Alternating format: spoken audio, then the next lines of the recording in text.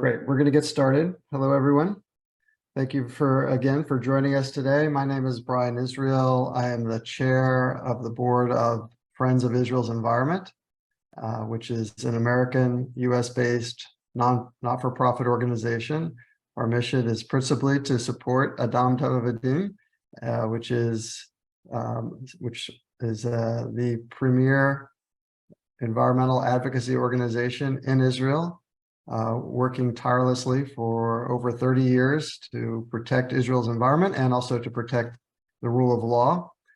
Here in the United States, our organization, Friends of Israel's Environment, does a number of things to help Adam Teva V'Din, including raising funds in a tax-free vehicle, as well as providing policy advice and expertise when called upon to help Adam Teva V'Din and our friends in Israel as they work so hard to ensure that environmental laws in Israel are sufficiently enforced as well as drafted. And one of the most amazing things about Adam Teva V'Din, for those who don't know, is their respect that the organization has in the government and in the court, so that when Adam Teva V'Din brings a case or advocates for a position, they are immediately regarded as the experts.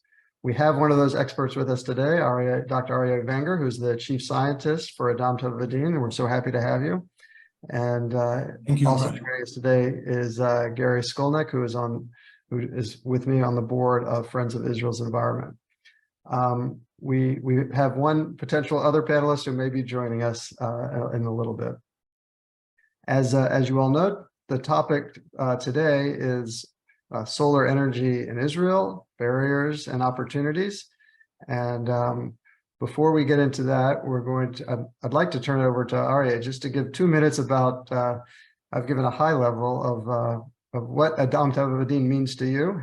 And before we get into the specific discussion about solar power. Well, thank you, Brian. Good morning or evening to everybody. Well, as Brian just said, Adam Teva V'Din is an NGO, exists for over 30 years. We see ourselves as the lawyers of nature and of public health and the environment in Israel. We work based on a model of an American organization, NRDC, Natural Resource Defense Council, where we have a professional team of lawyers and scientists in different fields of the environment. I myself am not a lawyer. I am a scientist in the field of air pollution and energy, and we work in teams. I work with a lawyer, and we together try to initiate laws and regulations, make petitions to court, to High Court, to Supreme Court, write position papers, etc., to try to promote the environment and to a better place in the total policy. Great, thank you very much for that introduction. Yael, welcome. I'm glad you're able to join us. And can you perhaps introduce yourself just briefly before we get started on the substance? You're on mute. Sorry. Hi, thank you. And so apologies for being a bit late. I had something unprecedented. And hello, everyone. My name is Yael Paran. I'm from Israel Energy Forum. It's an NGO working in Israel to promote generally renewable energy and sustainable energy, and specifically community energy in Israel. And I'll talk about it later. I was the founder of this NGO, and before that, I'm involved in the Israeli environmental arena for nearly 30 years, 25 to 30 years. And I've been also a Knesset member in 2015 to 2019. And while being there, also promoted these important issues. Thank you. Super. We're very honored, Yael, to have you joining us today. Thank you very much. Thank you.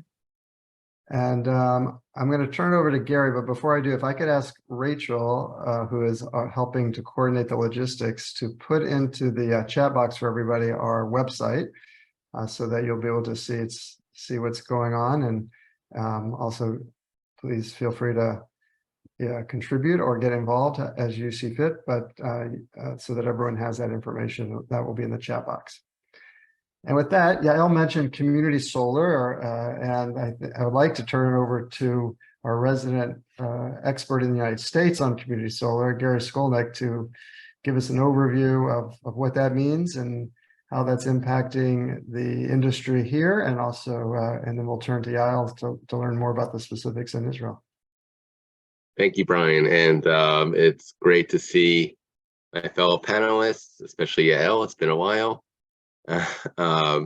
So my focus is on community solar in the United States, and I know a lot of people are here probably to hear more about what's happening in Israel. So I will try to go through my presentation expeditiously. Oops, starting at the end. Okay, here we go. Hopefully everybody can see. So I'm going to talk a little bit about what Neighborhood Sun is. That's a company I founded. What's community solar? How does it work for the consumer? How does it work for the community? And then we'll all be available for questions and answers afterwards.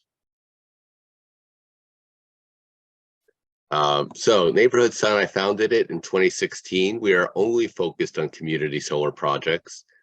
We've partnered with over 100 local community organizations, and we are active in 7 states and Washington, D.C. with 15,000 customers. And I'm most proud of the fact that we are a certified B Corporation, which is a type of corporate entity that is committed to sustainability, social justice, transparency, good governance, and not just making a profit, although we are a for-profit company. So what is community solar? Well, the short answer is it's solar that is part of a larger solar project where each individual household, whether an apartment or a house or a small business, gets a share of the output of the project. There are no installations on site, and there's no wires connecting the projects to the customers. It's all done virtually. In the US, there are 2 definitions of community solar market that are broad use. The first is used by the National Renewable Energy Lab, and that encompasses any, sorry about that, front of meter shared solar program, regardless of ownership or management. The second, narrower definition only includes or excludes shared solar programs that are owned or managed by the electric utility itself. And that's the one I'm going to talk about today, because in my view, the one where the electric utilities own the community solar program is not true community solar, the way I think about it. So there, you have a field of solar panels on your left here on the screen. They produce power every day. We size your share of that power to match your household or business's use. Power goes through the utilities.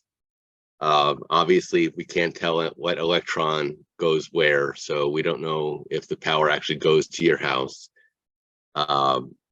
But you get credit on your utility bill as if you had a solar system on your roof. Works exactly the same.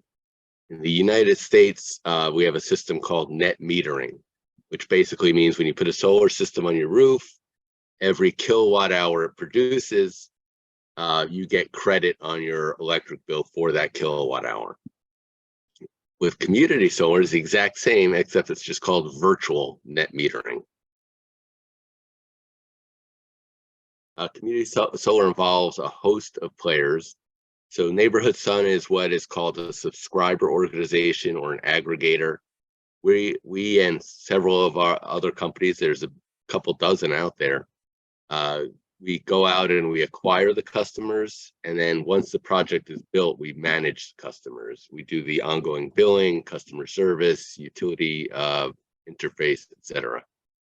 The utility company, all they have to do is cooperate, which sometimes is even asking a little too much from them. But we use their wires.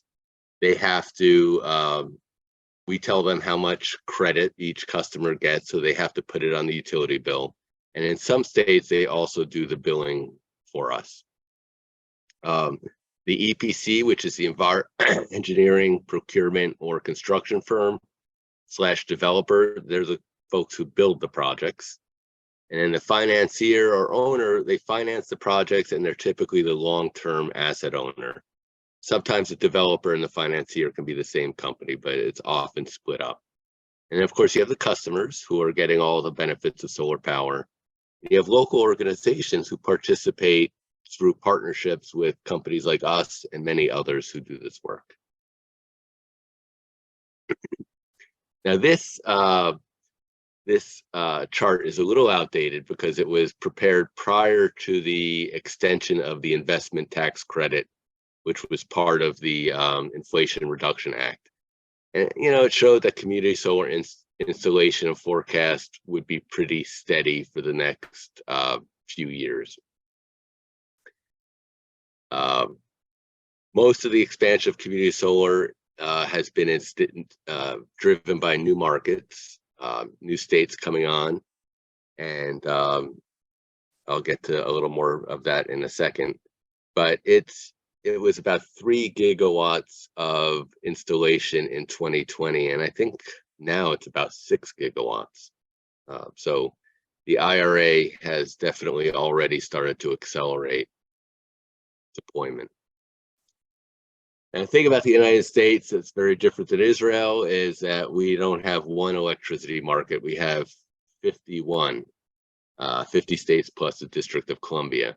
Each state has its own set of rules and regulations, and then each state is part of a regional transmission organization. So we can't just get one law passed and the whole country can go for community solar. We have to do it state by state. So right now, the ones that are red are the ones that are operating, and actually, I don't know, I'm a little colorblind. I think that's yellow, orange. The nascent ones are also operating. And the blue states are brand new, coming online, and the light blue are pending. So we are slowly but surely getting to a place where most of the population of the United States will be in a community solar market. And the reason why you need the state to pass regulations is because of this whole virtual net metering. You need a mechanism to allow the consumer to get the credits on their bills. And that creates a new tariff that the utilities have to file, et cetera, et cetera. Just comparing community solar to other green energy options. The 3 main options in the US are community solar, rooftop solar, or what's called green electricity. And green electricity is when you buy regular electricity and combine it with a renewable energy credit from a wind farm or solar farm somewhere in the country, typically not local. So you can see the differences. Rooftop solar is on site, the other 2 aren't. Community solar guarantees savings, which is one of the most exciting things for me, because it's not just about getting people who are very environmentally conscious. It's about getting everybody, because everybody wants to save money. And then a really important part is additionality. So that's the question of whether these projects or these electricity sources are actually resulting in reduced carbon and other pollutants and creating new renewable sources. Community solar is definitely yes, because these projects do not get built unless the customers sign up. Rooftop solar, obviously, yes. Green electricity, though, rarely. I mean, you're buying these renewable energy credits from wind farms that are already operating and will operate whether or not you buy the REC from them. Upfront investment, sometimes you do have to do that with rooftop solar. Local, both solars are. And then consolidated billing means that in some cases we have to bill people separately for the solar credits that they get on their utility bill, but it's sometimes it's combined on the utility bill. Doesn't sound like a big deal, but it's just much easier for consumers when it is consolidated billing. So the Inflation Reduction Act, as I mentioned before, is a real game changer. It increased the investment tax credit for qualifying projects, encouraging projects to serve low and moderate income customers. It also extended the tax credit, provides a massive amount of aid to states that want to promote solar equity, which is often going to be community solar. We're talking billions of dollars, and it supports the growth of clean energy manufacturing in the US, which is critical because, as I've seen over the years, when we have supply chain disruptions, the entire market comes to a grinding halt. In sum, it's the largest ever climate investment in US history. And there's a lot of new community solar expecting to come online. I do want to point out California, even though I previously said it was a nascent market, it actually, the program there has not worked at all. And so a year ago, the state passed AB 2316, which will create a real community solar market. The rules are supposed to be adopted by the end of this year. Let's keep our fingers crossed, because if so, it's going to be the biggest community solar market in the country by far. And I'll be coming out to California quite a bit. So now everybody could participate in the clean energy revolution. Small businesses, residents in apartments, condos, homes with shade or unsuitable roofs. Roughly 80% of the US market cannot get rooftop solar. So rooftop solar is not going to be a solution that's going to be on a wide scale, but community solar could be. And real quick, some stats from us we're proud of for the for the community that we work with in 2022. We brought on 34 new partner organizations. The average annual savings for a low and moderate income subscriber last year was $280. So I mean, think about that. Low income is considered within 175 to 200% of the poverty level. So that's a real difference in people's pocket. We donated over $25,000 to community partners. We've prevented 108,000 metric ton CO2 equivalent. And overall, all of our subscribers have saved $1.5 million. That's money that they don't have to pay to the utility, that they get to keep with their family. And the average community solar subscriber offsets the equivalent of 8 hot air balloons filled with CO2 per year. So you see the little person at the bottom. One little person can do all of that impact. And that's my presentation. You can find out more about the company here. You could email me as well, and I'm happy to answer questions later on. Thank you. Yeah, Gary, before we turn over to Yael, if I could ask a wonky question on the additionality point. This is all incredibly exciting, and congratulations to everything that you're doing. Can you just again speak to the additionality point with green electricity options? I know you were speaking from a consumer perspective, but wouldn't there be an argument that using our existing utility or trying to purchase essentially green electricity through our utility, we're creating a demand that would result in offset of greenhouse gas emissions? Yeah, I mean, I suppose like in everything, Brian, it's probably a little more complex than I laid out there. There are cases. I mean, the argument you make is a valid one, and I sold green electricity for years, and I made that argument. But it's, you know, in certain cases, yes, we say if we create the demand and people want green electricity, that's a good thing, because that's going to hopefully incentivize utilities and others to build more of these power plants. But the truth is, with the just purely from a financial standpoint, the value of a national wind reg is so low that it makes no difference. It's not going to get some wind developer to say, I'm going to build a wind farm because I'm going to get this $1 per rec renewable energy certificate addition that I otherwise wouldn't get. That's the part I'm focusing on. Okay. So I know you've worked on a project, a community solar project in Israel with Yael, and I think it would be great, Yael, if you could, describe that project and also what's next from your perspective.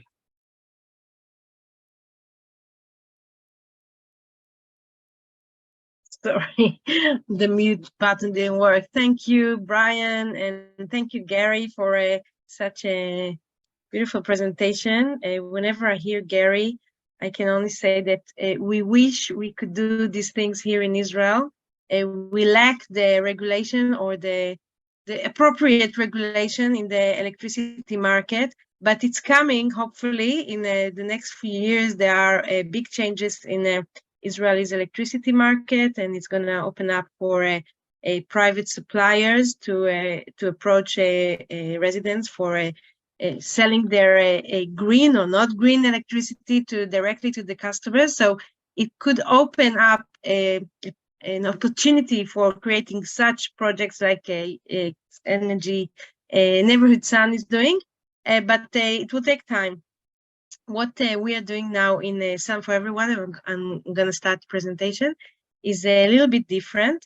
As I said, we cannot in terms of regulation make an array of a solar field be supporting a community and being built by shareholders from the community. It's not possible. It's not possible in terms of changing the electrons and not changing the money of the electrons. So what we can do is to create solar energy communities in buildings, in residential buildings. And I'm going to start this presentation. Wait, I have to share this, not just open it. Yeah. Okay. So when I presented myself, I didn't say much, just very briefly about the Israel Energy Forum. It's an NGO established in 2008, which now is working mostly on Sun for Everyone. This is our project. When we started 15 years ago, we dealt more and renewable as well as energy efficiency. But things have changed, of course, in the world and in Israel. Renewables are starting to kick out, to be brought up, not enough, but in some extent, much more than 15 years ago, and in Israel as well. But what we lack, we have a few issues in Israel with solar. First of all, we have renewable generally. First of all, solar is the number one source of renewable in Israel, and it's also number 2 and number 3, because this is what we have, okay? We don't have much wind, it's very crowded, we don't have high waves, we don't have water, so we don't have hydro. We have sun, and a lot of it, and the issue of sun is, of course, it takes a lot of space. So in order to use the best way to utilize the sun to create electricity from the sun, and not spend so much open spaces on putting out the fields, the solar panels in the fields. So we have in Israel, especially in Israel, I think all over the world, but especially in Israel, we have to focus on the built area. So right now, the built area in Israel looks a lot like this. Now, we see there are solar installations, the solar heaters. It's been mandatory in Israel. It was the first country to put it as a mandatory in residential homes and buildings since 1984. And then you see there are a lot of them, and you see them everywhere. And it caught up. It was just very easy to do in the 80s. I don't know how. I don't think today they would do it as easily as they did it then. But the minute they decided, it was on every new building. Now you can see that there is still a lot of areas in the roof that is free, that is not used by these solar heaters. Usually it's about a third of the roof, between a quarter to a third is being used by the solar heating systems. And if, of course, they are not spread out very badly all over the roof, which they shouldn't, they take up about a third of the roof. Then 2/3 of the roof are still vacant and can allow to fill in with some PV. About a year ago, still, there was just when we as the Sun for Everyone started, there was 0 solar buildings, PV building installations in Israel. And today we're standing somewhere else. But the idea of putting additional PV system on the roof is feasible. First of all, it is feasible. And it's what we wanted to do in Sun for Everyone is to show its feasibility and to show that it's to find a way to make it happen in a larger scale, to start it and to then see how it scales up. So when we started, as I said, there were 0 buildings. Now in other, homes, most people live in Israel in residential buildings, okay? Apartments. About 94% of the buildings, in the residential buildings, 94% are residential buildings, apartment buildings. Okay, about 6% is private homes. These are the numbers from Ministry of Environmental Protection. What we figured out is that we have to find a way to see how we push it through. And we have established this website. I'm sorry, it's in Hebrew, but this is our audience in Hebrew. It's a website that gives you the opportunity, gives the people who wants to look for it, opportunity to find a way and to get our help. Our is the Sun for Everyone's team's help to get this done. So we are now one of the main access for doing this is through our project. So I'm starting with some of the successes, and I go back to what we do exactly. So in the first year, we already had thousands that were exposed to the project on the national level from the media, both before when we started to work with, for example, Kfar Saba, the municipality of Kfar Saba, that was cooperating with us, and we had first agreements that were signed. We had this in the papers and in the television as well. And then also on the local level, on the local media. And we had a lot of work on the, of course, social media. We had hundreds that participated in our meetings. This is, for example, in Jerusalem. We cooperated with the municipalities to create, to publicize it to their people, to their neighborhoods through their tools, and get people to come and listen and understand how it can be done and join us and try to make it happen in their rooftops. And this is in another place and other areas. Now, what we do, after we established the informative website, and we created the informative information webinars and meetings, everyone who wants to join us is appealing through our website. And we had already till now, and again, we only started in the last year as a pilot project. We didn't put a huge amount of advertising money to advertise, because we knew it's a pilot and we have some extent capacity of limited capacity of how many we can help and work with, and it's the experiment phase.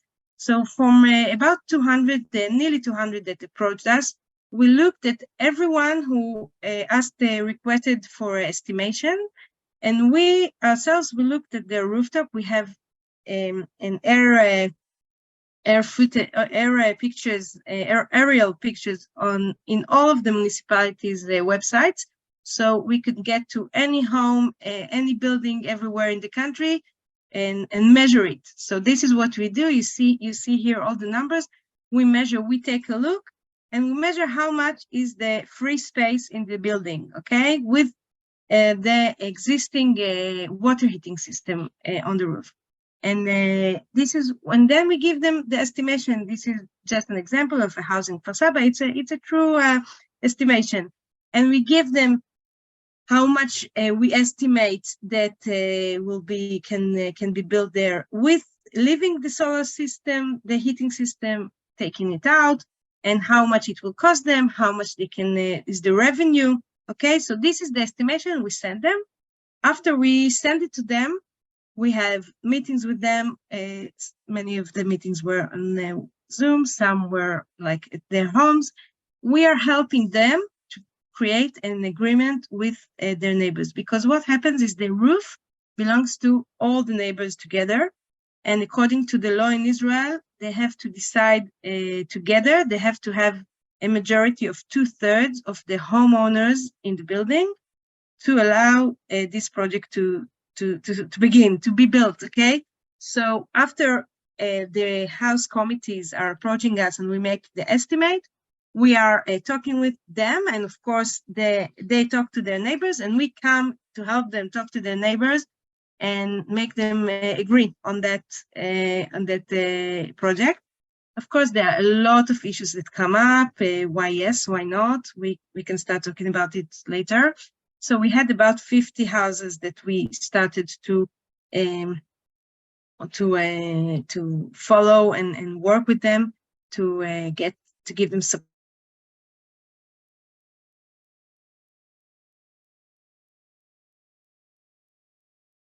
It's still not the end, it's only the beginning. They have to choose a company. We give them access to the company, to the solar companies that are involved, that want to do business in the solar, in the residential roofs. It's not so easy. They're very, this market is very new.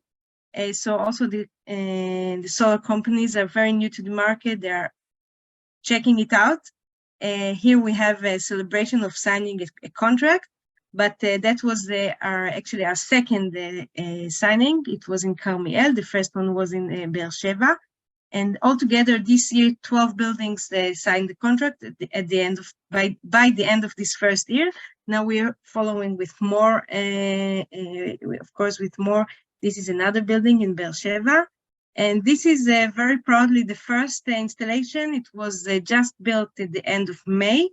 And it was already connected to the electricity grid 2 weeks ago, the beginning of July.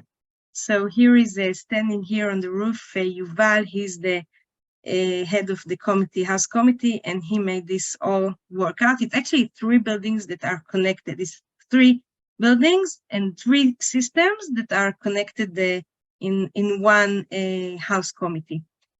So that was in Be'er Sheva, and I have to say Gary was with us. Gary came, when you came to Israel, we visited Yuval. So remember, we went on the roof. This is the roof right now.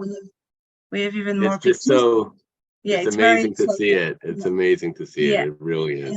And I think I saw Rob maybe here, one of the participants. We were trying to get Rob Fryer. If you're here, hi. Thank you for all your support, and Rob tried also to support this becoming a reality. It ended up a reality, and we're very proud of that. And very soon we're going to have more houses built in Carmiel and also in Be'er Sheva. And we have 13 more buildings that we are currently helping with the negotiations with. So the process of getting to sign the contract, usually this is the easy part, okay? Then after signing the contract, there are a lot of bureaucracies to do with the company, electricity company, etc. This is taken care of by the solar company. But for us to get a contract signed, this is the difficult part, because first of all, you have to get a consent between all the neighbors.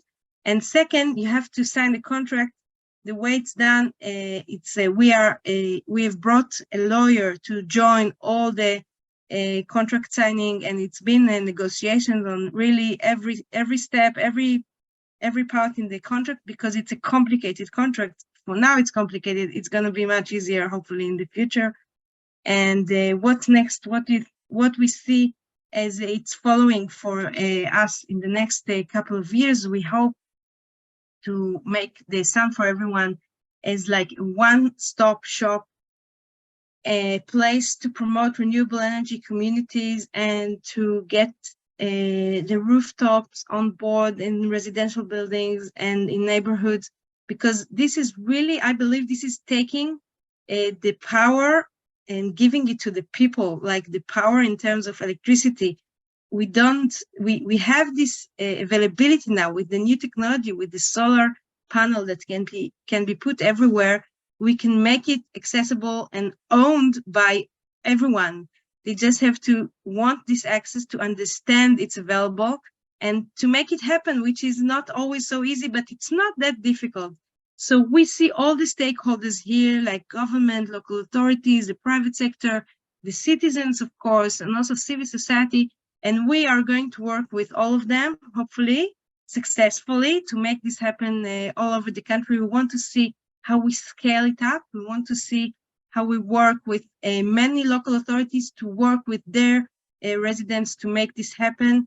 And of course, the private sector has to take a much bigger role in this. It's very, very early stage for this market, but everybody in the solar business understands that it's a huge market, because it's all of Israel is built in a residential building. And second, it's it's one of the more profitable. If you pass the barriers, like working with all the residents, which is of course difficult for a company to start dealing with so many people. But if you pass this barrier, still this is the most profitable part, and still exists in the solar energy market in Israel, because it's still small scale. The small scale systems get more feed-in tariff is the highest if it's a small scale system. This is how it works right now in Israel. Of course, it will change, I guess, after next year, after changing of the electricity system, the reform in the electricity company. But even then, it will be most profitable to go on the small roofs. And hopefully, this is also the right direction in terms of environmentally, because we are such a small country. We have to utilize the places that are already built. And if you look at Israel, you know, all the people live in the center and north, and all the open areas are in the south. So even if we could afford to waste so much land and build huge installations of solar fields in the south, we will need a huge amounts of electricity grid, huge. The plans are to double and to triple the electricity grid that exists just to bring this electricity to the center. This is not feasible. It's not going to happen so quickly. It's very difficult to build this transformation grid of electricity, and it's also very expensive. So the most environmental way and social and economic is to build the solar where people live, which is in the city on the rooftops. So thank you. Well, thank you so much. And that was so exciting. I have one follow-up question for you is, Sure. what percent, and maybe I missed this, but what percentage in the Beersheba example, for instance, of the electricity of the residents in that building do you anticipate being able to generate?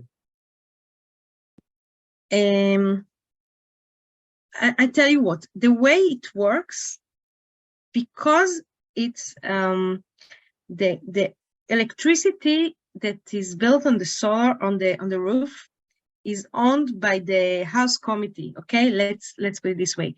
It's not being connected to one apartment or another. Okay, right. It's connected to the electricity that is going to the elevator and the staircase lighting.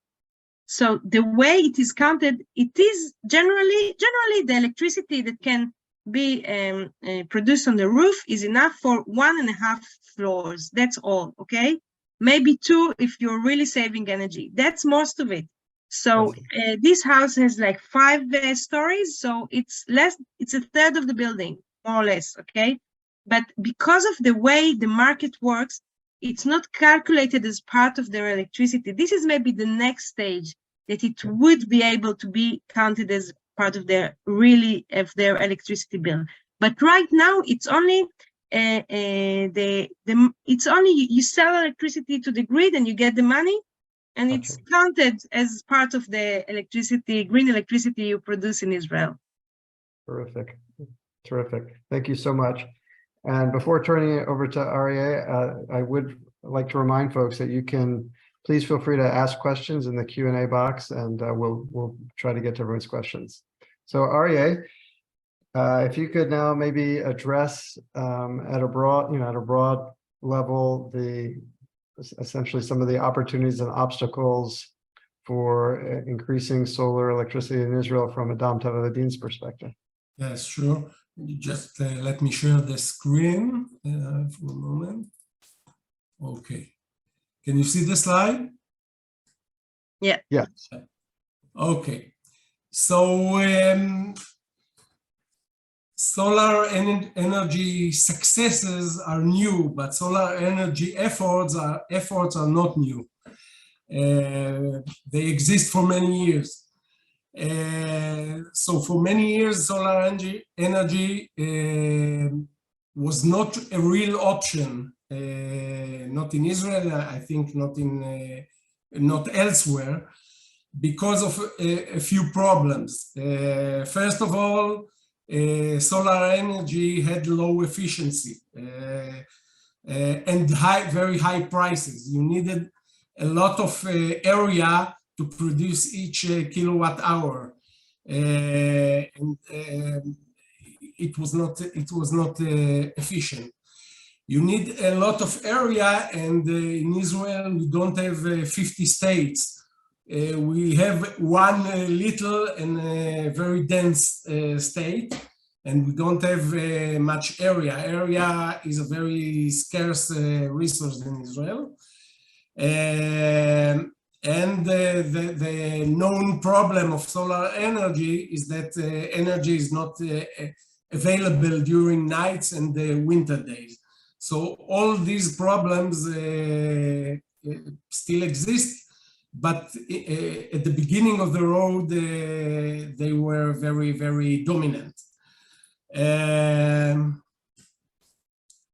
In recent years, solar energy became a possible and even worthwhile option because some improvements in the obstacles I just described.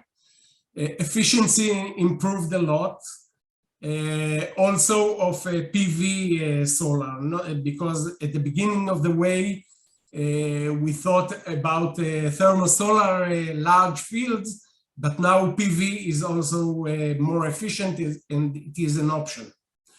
The government began to be a player in this field and started to offer incentives and programs in light of the climate change. There was some easing regulations, for example, lower taxes and reduced bureaucracy. Not enough, but it improved. Prices went low. So the technical improvement made it possible and enabled use of roof areas and not of open spaces, open areas. And also the beginning of advances and advancements in storage technology, which is crucial because of the problem I just mentioned of use of solar energy in nights or in the winter. But yet solar energy is not utilized in Israel to a satisfactory rate or amount because a few barriers still exist. I will just mention a few of them. Neglect and underdevelopment of the electricity grid, which Yael just mentioned a few minutes ago. It is very difficult to connect solar energy to the grid, and supply and demand areas do not match up. We have most of the population in the center, most of the areas and the sun in the south. Regulatory and bureaucratic barriers still exist significantly, although improving, but slower than we want. Government programs are not ambitious or sufficient enough.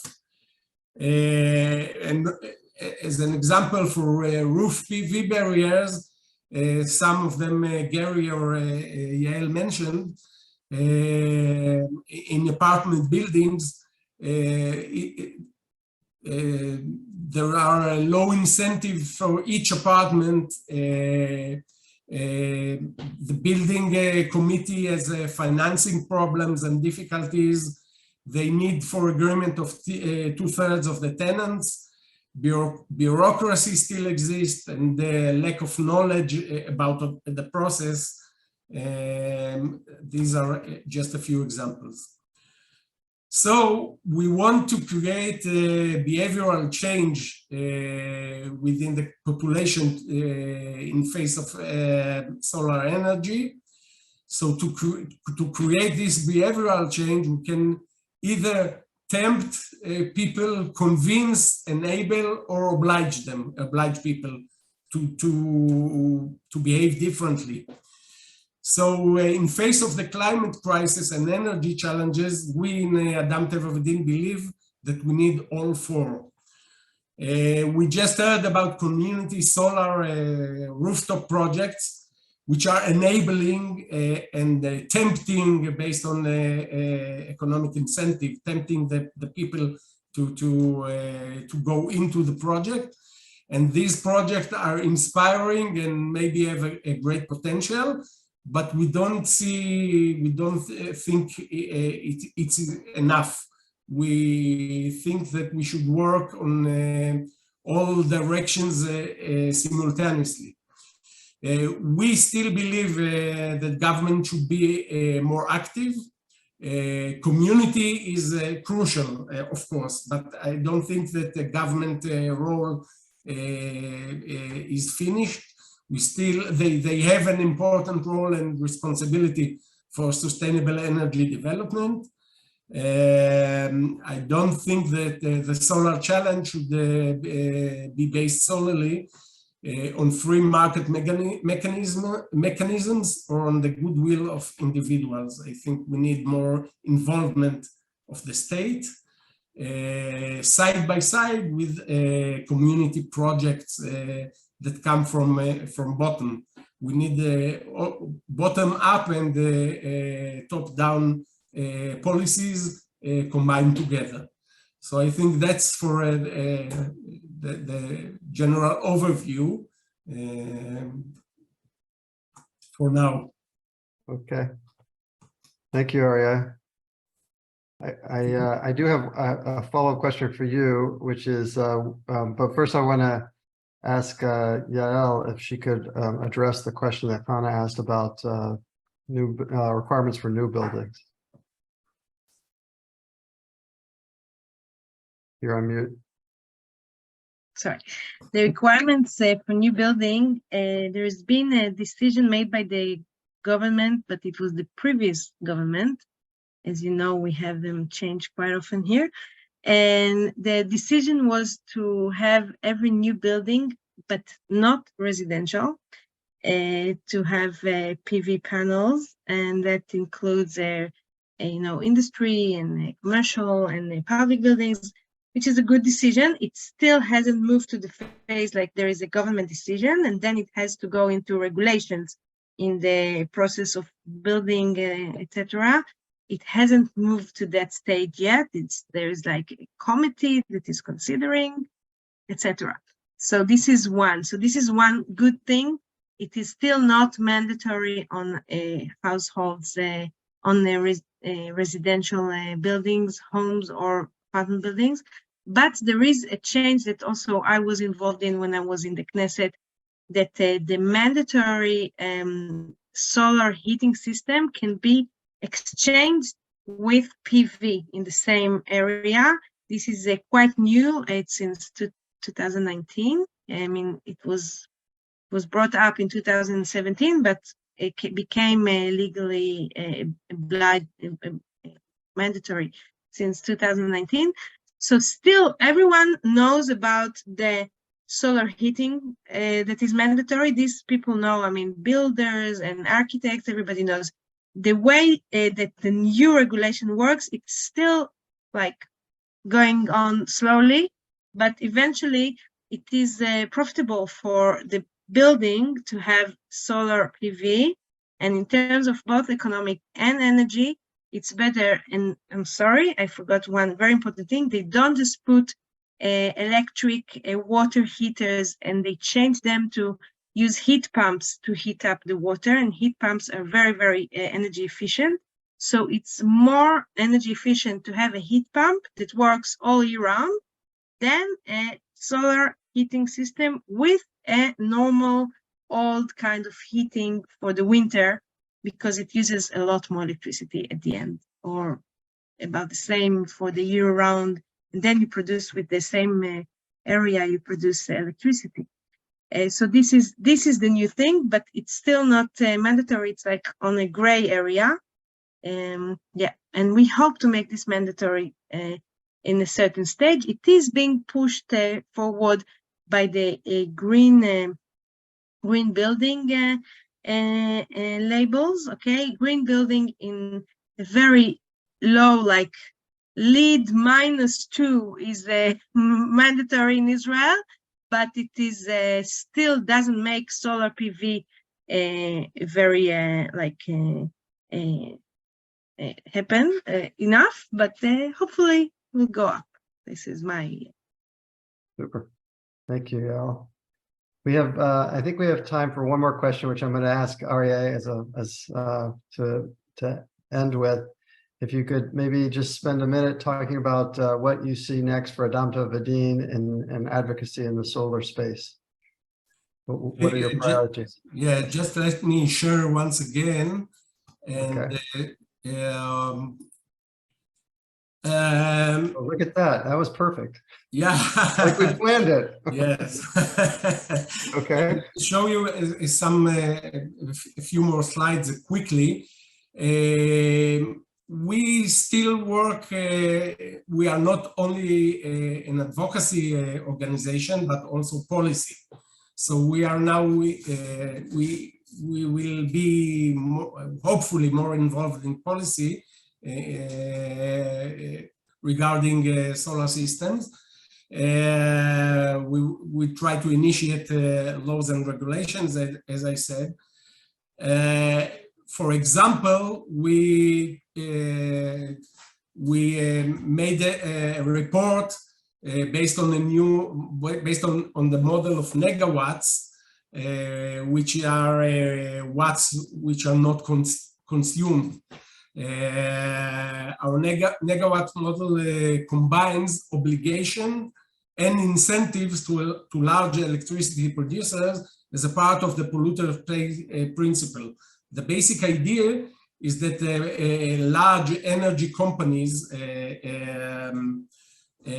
and power plants will be obliged to do projects to save energy